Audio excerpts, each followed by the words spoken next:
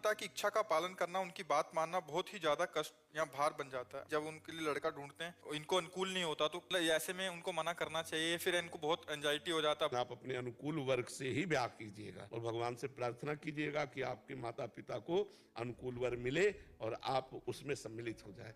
इसमें माता पिता का दुख इस समय देखने लायक नहीं है, क्योंकि मान लो आपने अपनी जबान बंद रखी और आपके मनोनुकूल बात नहीं पड़ी और आप निर्वाह नहीं किए, तो उस परिवार का तो आप उजाड़ कर देंगे ना। क्योंकि आपका मनोनुकूल पति नहीं है तो आपका व्यवहार उसके अनुकूल नहीं, तो पूरा परिवार बिगड़ जाएगा ना।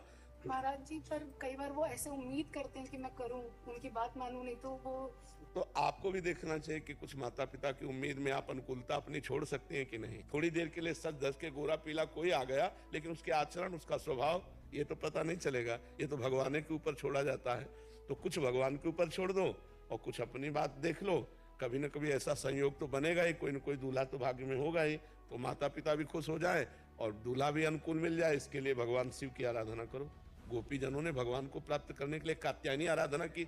दुर्गा देवी की पूजा करने सीता जी जाती थी कि नहीं जाती थी? लेकिन महाराज जी, जो कहा जाता है कि पहले भाग्य में जो लिखा रहता है जहाँ के लिए। अच्छा आप बताओ, ये बॉयफ्रेंड और गर्लफ्रेंड क्या भाग्य की बात है? ये नवीन कर्म है, इसे क्रियमाण कहते हैं।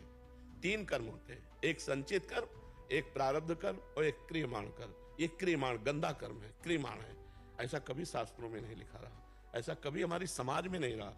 तो हमें लगता है बच्चा बहुत सावधान है, ना ज्यादा नाना करते हुए अवस्था मत व्यतीत कर देना कि हर रिजेक्ट करते रहो। कहीं किसी न किसी को अनुकूल बना के और गृहस्थी में जाओ।